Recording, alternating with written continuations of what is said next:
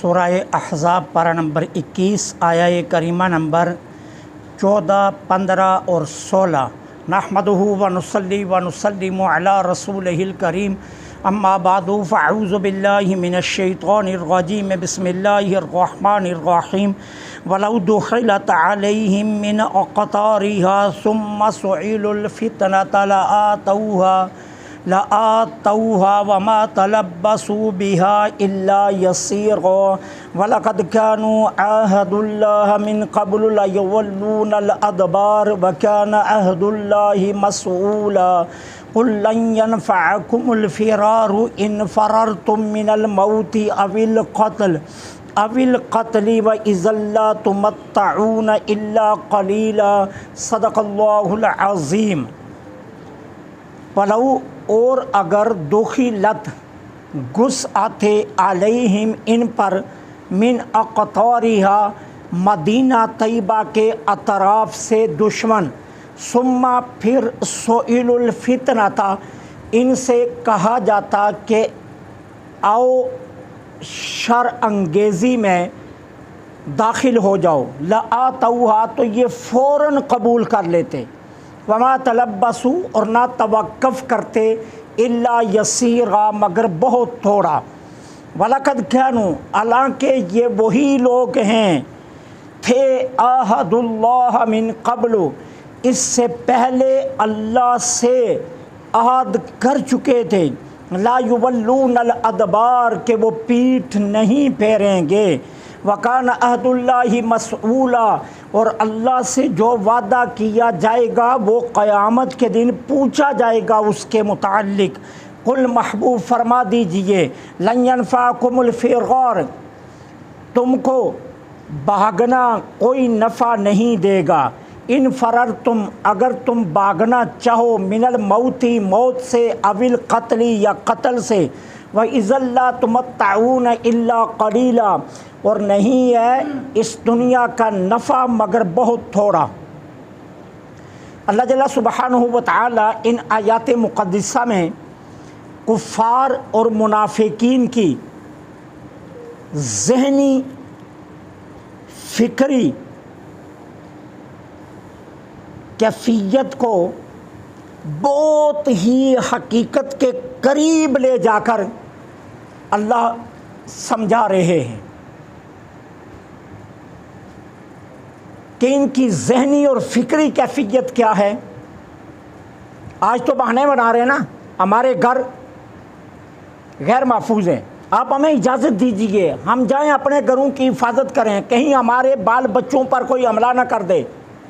लेकिन अगर खुदा न खास्ता कुफ़ार मदीना तैयबा पर हमला बोल देते और वो अतराफ़ मदीना तैयबा से अंदर घुस आते हुदूद मदीना पाक में, और फिर इन्हीं मुनाफिकीन को कहा जाता कि आओ तुम भी हमारे साथ मिलकर मुसलमानों के ख़िलाफ़ लड़ो, तो अल्लाह फरमाता ये एक लम्हा देर ना लगाते, मुसल्ला होकर खुशी खुशी भागे हुए आते और फ़ौरन इस शर अंगेज़ी में शामिल हो जाते।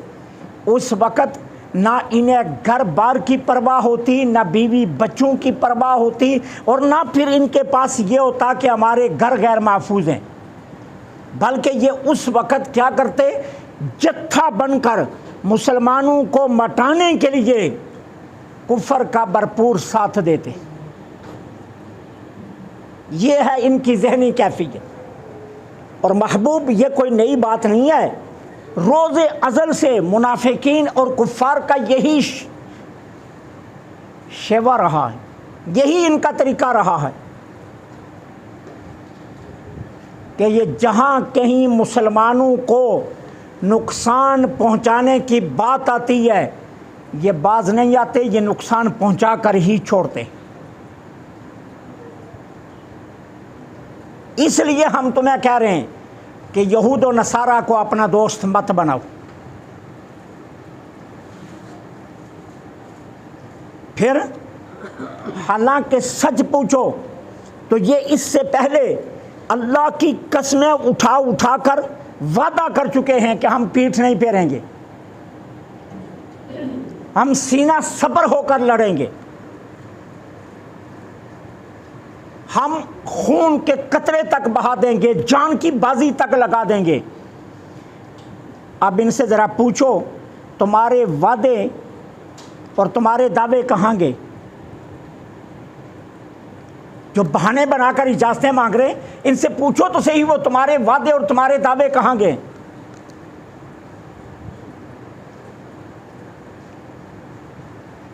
अब क्यों नहीं? जब मौका आया तो अब मौके से क्यों भाग रहे हो?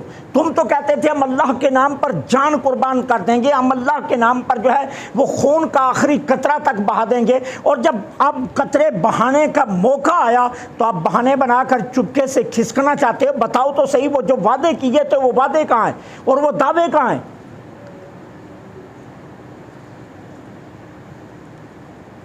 क्या ये सच नहीं है? क्या ये कौम इतनी बेवकूफ़ हो गई है कि ये एक सेकंड में भूल जाती है? असेंबली के फ्लोर पर शेख रशीद ने कहा नहीं था नामूस रिसालत के लिए मैं अपनी जान कुर्बान कर दूंगा? और क्या फिर वही शेख रशीद नहीं कि नामूस रिसालत के सिपाहियों पर जिसने गोलियां चलवाई?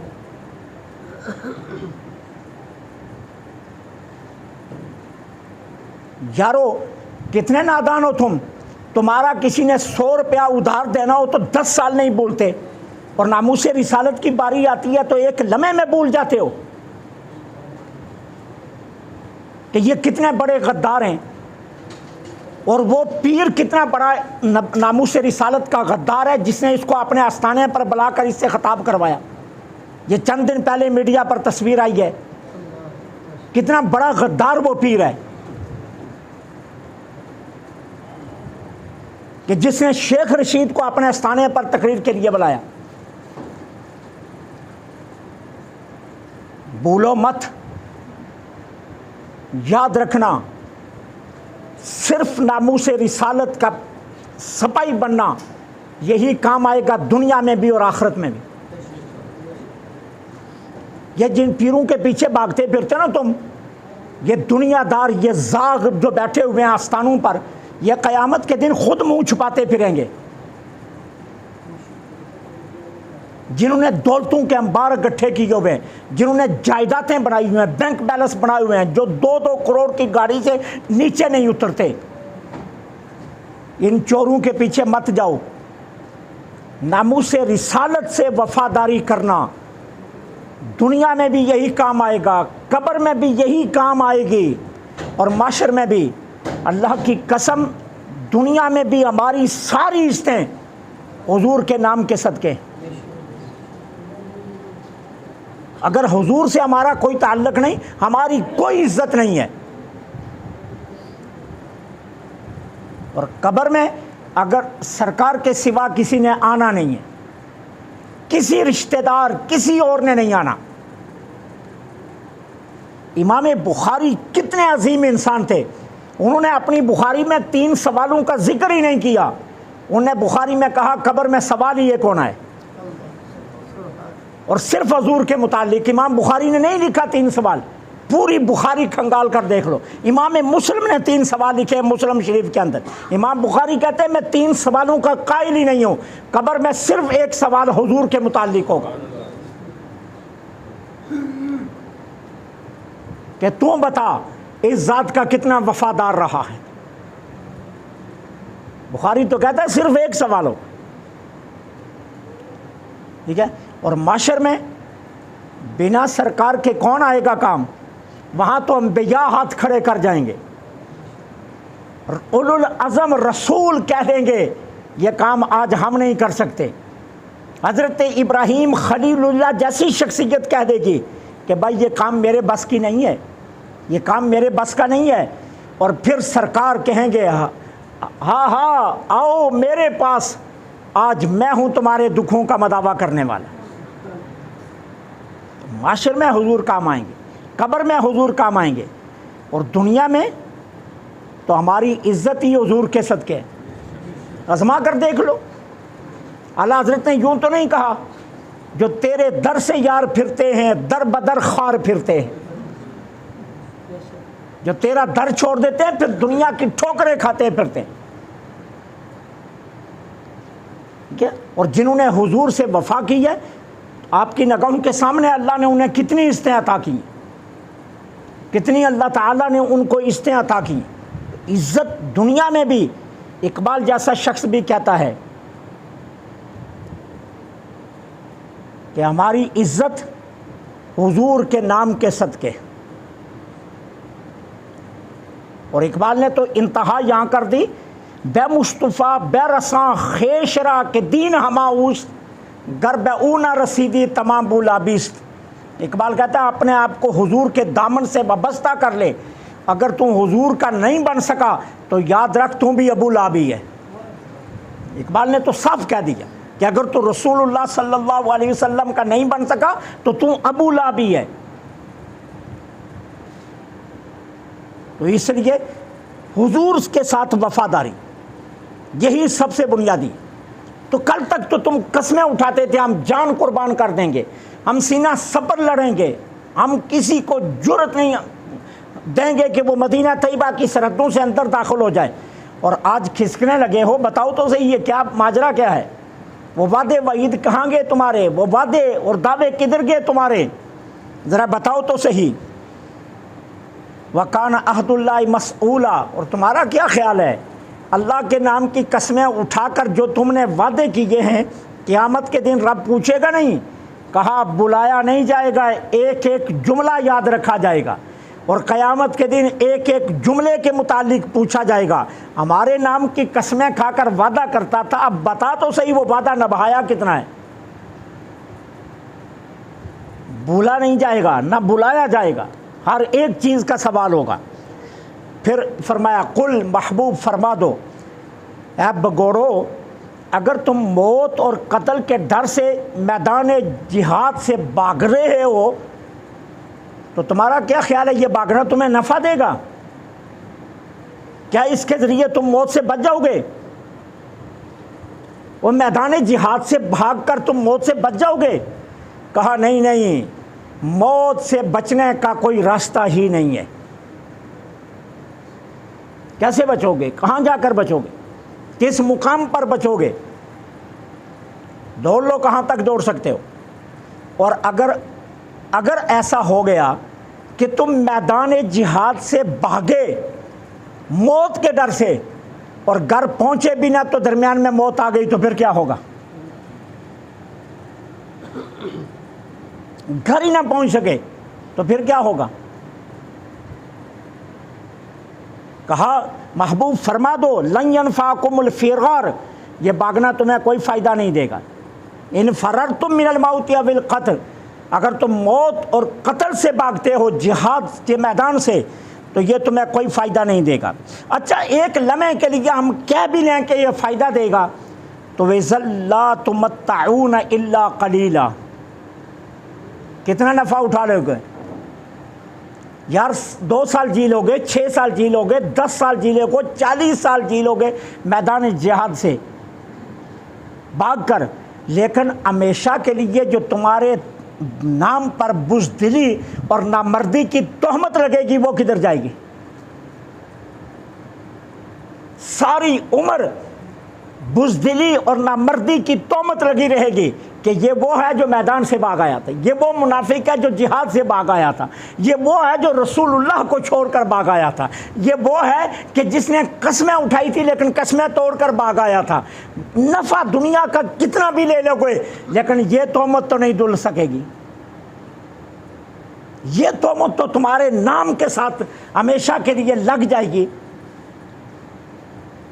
और ये नामर्दी और बुज़दिली की तोहमत तुम्हें फिर सुकून से जीने भी नहीं देगी। जिस बाज़ार में निकलोगे तोहमत ही तोहमत, जिस शहर में निकलोगे लोग ताने मारेंगे, जिस सिमत बढ़ोगे लोग कहेंगे बुज़दिल है, नामर्द है, तो फिर भला क्या करोगे?